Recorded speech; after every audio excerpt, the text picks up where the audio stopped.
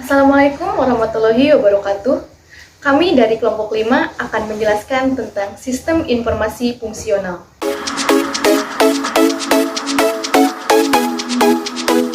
Perkenalkan, nama saya Komal Nurfitriah dari kelas akuntansi H tingkat 3 dengan NIM 34031900234. Sistem informasi manajemen adalah sistem perencanaan bagian dari pengendalian internal dalam bisnis yang terdiri atas pemanfaatan dokumen, manusia, teknologi, serta prosedur dalam akuntansi manajemen. Umumnya, sistem informasi manajemen digunakan untuk memecahkan atau memberikan solusi atas masalah bisnis seperti biaya produksi, layanan, atau strategi bisnis yang diterapkan.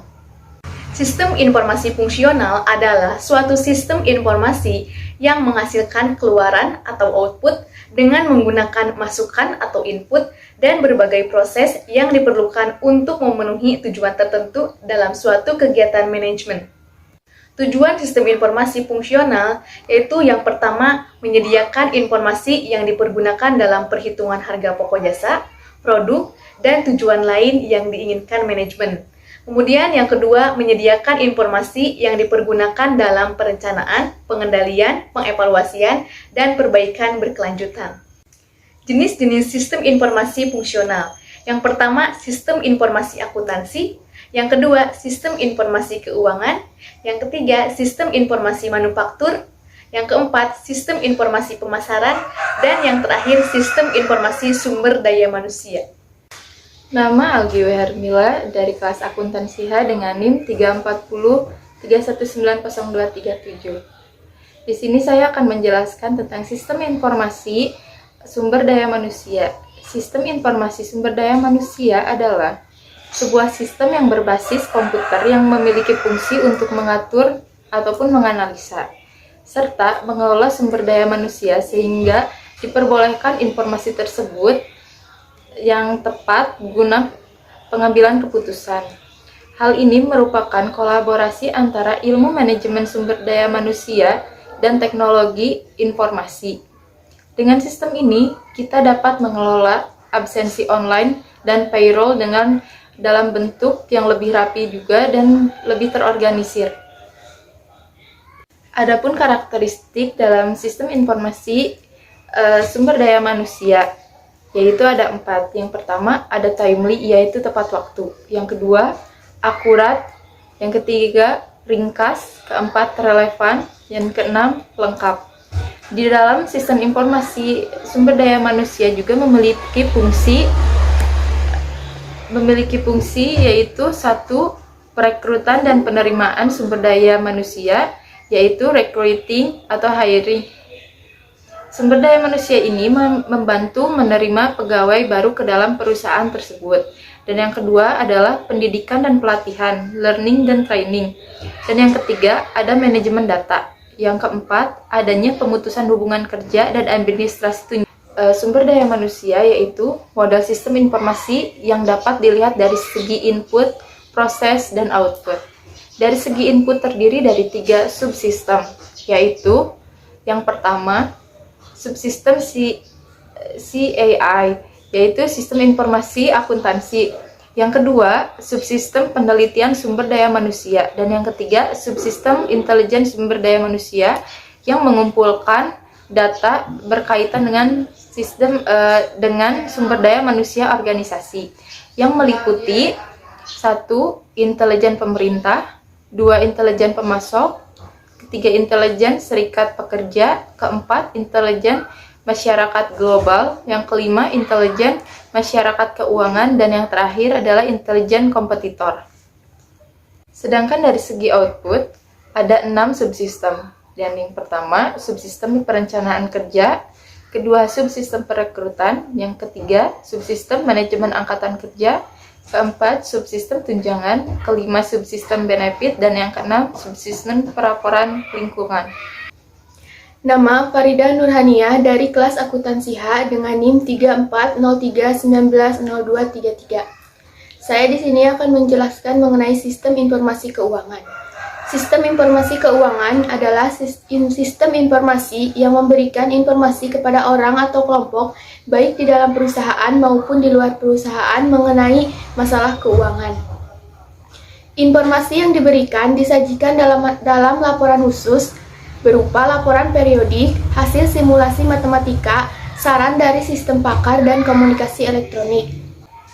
Peran sistem informasi dalam bidang keuangan sangat penting bagi para pelaku ekonomi, khususnya di kota-kota besar yang tidak lagi menggunakan uang tunai sebagai transaksi dalam pembayaran, tetapi telah menggunakan layanan perbankan modern. Berikut saya akan menyebutkan fungsi-fungsi dari sistem informasi keuangan. Yang pertama, untuk menentukan hasil dari pelaksanaan operasi perusahaan yang meliputi adanya pemisahan keterangan, jumlah barang dan uang dari catatan perusahaan, serta membuat laporan untuk perusahaan. 2. Untuk mengikuti jalannya harta dan hutang perusahaan. Dalam fungsi ini meliputi pemeliharaan terhadap buku rekening seperti kas, rekening milik, dan lain-lain. 3. Untuk mempermudah perencanaan kegiatan perusahaan. Adapun tujuan dari sistem informasi keuangan, yang pertama adalah sistem informasi keuangan yang disusun harus memenuhi prinsip cepat, yaitu bahwa standar akuntansi keuangan harus mampu menyediakan data yang diperlukan tepat waktu dan memenuhi kebutuhan. Yang kedua, sistem informasi keuangan yang disusun harus mempunyai prinsip yang aman, yang artinya sistem informasi keuangan harus membantu menjaga harta milik perusahaan, yang berarti sistem informasi keuangan harus disusun dengan pertimbangan pengawasan-pengawasan intern. Yang ketiga, sistem informasi keuangan yang disusun harus punya prinsip murah, yang berarti biaya untuk menyelenggarakan sistem informasi keuangan itu harus dapat ditekankan sehingga relatif tidak mahal. Peran sistem informasi keuangan dalam perusahaan sangat penting untuk mengetahui informasi yang menyangkut posisi keuangan. Laporan keuangan bermanfaat bagi sejumlah pemakai sebagai alasan pengambilan keputusan. Nama saya Siska Septiani dari kelas akuntansi H dengan NIM 3403190247. Sistem informasi manufaktur. Manufaktur dalam arti yang paling luas adalah proses-proses mengubah bahan mentah menjadi bahan yang berguna. Proses ini meliputi perancangan bentuk, memelihara material, tahap-tahap proses di mana produk tersebut dibuat. Definisi manufaktur secara umum adalah suatu aktivitas yang kompleks yang melibatkan berbagai variasi sumber daya dan aktivitas perancangan produk, pembelian, pemasaran, mesin dan perkakas, manufacturing, penjualan, perancangan proses, production control, pengiriman material, support service, dan customer service. Sistem informasi manufaktur adalah sistem informasi yang berbasis komputer yang bekerja dalam hubungan dengan sistem informasi fungsional lainnya. Untuk mendukung manajemen perusahaan dalam memecahkan masalah yang berhubungan dengan manufaktur produk perusahaan yang pada dasarnya tetap bertumpu pada input, proses, dan output. Sistem ini digunakan untuk mendukung fungsi produk yang meliputi seluruh kegiatan yang terkait dengan perencanaan dan pengendalian proses untuk produksi barang dan jasa. Sedangkan manfaat digunakannya sistem informasi manufaktur dalam sebuah perusahaan adalah sebagai berikut. Yang pertama yaitu hasil produksi lebih cepat waktu karena sistem informasi manufaktur menggunakan komputer sebagai alat prosesnya. Yang kedua yaitu proses lebih cepat memperoleh informasi yang akurat dan terpercaya. Yang ketiga, arsip lebih terstruktur karena menggunakan sistem database. Sistem informasi manufaktur memiliki model yang digunakan sebagai proses dalam mengelola bahan baku menjadi produk. Model tersebut yaitu, untuk yang pertama yaitu subsistem input. Subsistem input ini terbagi menjadi 3. Yang pertama, subsistem industrial engineering. Subsistem ini merupakan sebuah sistem yang terlatih khusus untuk mempelajari mengenai proses manufaktur serta sistem untuk membuat saran perbaikan. Untuk yang kedua yaitu subsistem akuntansi. Subsistem ini merupakan proses pengumpulan data intern di mana data tersebut mencakup data operasi manufaktur dan data yang ada di lingkungan. Untuk yang ketiga yaitu subsistem intelijen manufaktur. Subsistem ini bisa digunakan untuk mengetahui informasi terkait perkembangan tentang sumber-sumber material, sistem yang digunakan untuk produksi, dan para pekerja yang bersangkutan dalam proses produksi. Untuk yang kedua yaitu subsistem persediaan. Subsistem ini bisa memberikan data seperti jumlah, stok, biaya holding, save stock, dan hal lain yang dihasilkan pengelolaan data dari input. Untuk yang ketiga yaitu subsistem kualitas. Sistem ini adalah sistem yang semua hal bisa berkaitan dengan kualitas, biaya, waktu, performa kerja, atau pemilihan supplier. Kedua yaitu subsistem output. Subsistem output ini terbagi menjadi 3. Yang pertama yaitu subsistem produksi. Sistem ini sangat berkaitan dengan proses di setiap bagian kerja atau di setiap departemen yang kedapatan mengukur produksi. Saya Dede Munawaroh dari kelas akuntansi H, NIM saya 34031900230. Saya akan menjelaskan sistem informasi pemasaran. Yang pertama, pengertian sistem informasi pemasaran, yaitu suatu sistem berbasis komputer yang bekerja sama dengan sistem informasi fungsional lain untuk mendukung manajemen perusahaan dan menyelesaikan masalah yang berhubungan dengan pemasaran produk perusahaan. Suatu terdiri dari orang-orang peralatan dan prosedur-prosedur untuk mengumpulkan, menyortir, menganalisis, mengevaluasi, dan mendistribusikan informasi yang tepat waktu, akurat, dan dibutuhkan kepada para pembuat keputusan pemasaran. Yang ke-B, prinsip pemasaran yaitu pemasaran terdiri dari kegiatan perorangan dan organisasi yang memudahkan dan mempercepat hubungan pertukaran yang memuaskan dalam lingkungan yang dinamis melalui penciptaan, pendistribusian, promosi, penentuan harga barang, jasa, dan gagasan. Yang ketiga, arus informasi Kotler ada 3 bagian, yaitu yang pertama, intelijen pemasaran, yaitu informasi yang mengalir ke perusahaan dari lingkungan. Yang kedua, informasi internal, yaitu informasi yang dikumpulkan di dalam perusahaan. Yang ketiga, komunikasi pemasaran, yaitu informasi yang mengalir keluar dari perusahaan. Subsistem output pemasaran, yang pertama subsistem produk, yaitu semua software yang menginformasikan manajer mengenai produk tersebut. Tugas manajer perusahaan adalah mengembangkan strategi dan taktik untuk tiap unsur bauran pemasaran dan kemudian mengintegrasikannya menjadi suatu rencana pemasaran yang menyeluruh. Suatu kerangka kerja yang disebut siklus hidup untuk mengarahkan manajer dalam membuat keputusan, mulai dari menelusuri penjualan suatu produk sampai dengan memastikan apakah produk tersebut diterima di pasaran atau tidak.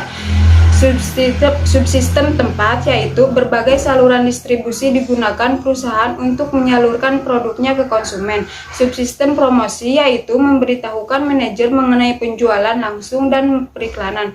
Subsistem harga, yaitu semua informasi mengenai harga produk tertentu.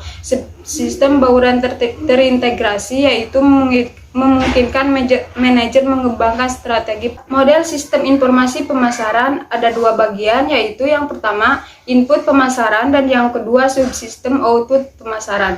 Yang pertama, input pemasaran itu ada 3 bagian, yaitu sistem informasi akuntansi, yaitu menyediakan catatan penjualan yang terinci yang dapat menjadi dasar untuk pembuatan laporan. Digunakan untuk aplikasi pengolahan data. Data digunakan untuk menyediakan informasi dalam bentuk laporan khusus dan laporan periodik atau model matematika. Yang kedua, subsistem penelitian pemasaran, yaitu mengumpulkan data mengenai segala aspek operasi pemasaran penjualan, terutama aspek-aspek yang berkaitan dengan pelanggan atau calon pelanggan. Terdapat 2 jenis data yang dikumpulkan, yaitu data primer dan data sekunder. Yang ketiga, subsistem intelijen pemasaran, yaitu mengumpulkan data dan informasi mengenai pesaing perusahaan. Pemasaran tidak bertanggung jawab untuk membuat arus keluar bagi pesaing, tetapi membuat arus masuk. Yang kedua yaitu subsistem output pemasaran. Nama saya Yuliani Anissa Zakia dari kelas akuntansi H dengan NIM 3403190223. Di sini saya akan memaparkan salah satu klasifikasi sistem informasi fungsional, yaitu sistem informasi akuntansi. Menurut Wilkinson dalam bukunya tahun 1991, sistem informasi akuntansi merupakan suatu kerangka pengkoordinasian sumber daya data, materials, equipment, suppliers, personal, and funds untuk mengkonversi input berupa data ekonomik menjadi keluaran berupa informasi keuangan yang dapat digunakan untuk melaksanakan suatu kegiatan dalam suatu entitas dan menyediakan informasi akuntansi bagi pihak-pihak yang berkepentingan. Fungsi penting dari sistem informasi akuntansi dalam sebuah perusahaan ada 3. Yang pertama, mengumpulkan dan menyimpan data tentang aktivitas dan transaksi. Yang kedua, memproses data menjadi informasi yang dapat digunakan dalam pengambilan keputusan. Dan yang ketiga, melaksanakan kontrol secara tepat terhadap aset organisasi. Informasi akuntansi yang dihasilkan oleh sistem informasi akuntansi dibedakan menjadi 2. Yang pertama, informasi akuntansi keuangan dan informasi akuntansi manajemen. Informasi akuntansi keuangan yaitu informasi yang berbentuk berupa laporan keuangan yang ditujukan kepada pihak eksternal seperti investor dan kreditor. Sedangkan informasi akuntansi manajemen, informasi ini dapat berguna bagi manajer perusahaan dalam pengambilan keputusan. Tujuan dari sistem informasi akuntansi adalah untuk menyediakan informasi yang diperlukan dalam pengambilan keputusan. Dan pengguna utama dari sistem informasi akuntansi yaitu manajer perusahaan. Mereka mempunyai tanggung jawab pokok untuk mengambil keputusan yang berkenaan dengan perencanaan dan pengendalian operasi perusahaan. Contoh dari sistem informasi akuntansi sebagai pusat informasi dalam suatu perusahaan, misalnya pada bagian pemasaran atau marketing. Mereka membutuhkan laporan analisa perkiraan keuntungan yang diperoleh untuk mengambil keputusan yang tepat dalam pemasaran produknya pada periode berikutnya.